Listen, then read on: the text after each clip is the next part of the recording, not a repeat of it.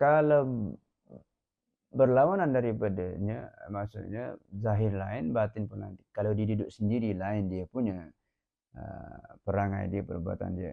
Kalau dia berada di hadapan khalayak ramai lain pula dia punya ini.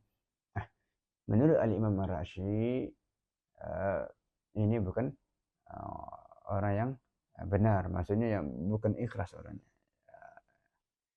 Riya ini adalah datang daripada perkataan ra'a, melihat. Maksudnya dia ingin mendapatkan pandangan orang lain terhadap apa yang dilakukan daripada perkara ketaatan.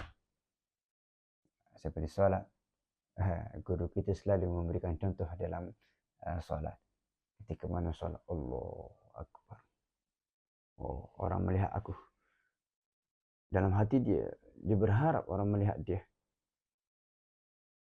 Dan dia pun juga merasa, kalau orang Malaysia cakap dia perasaan.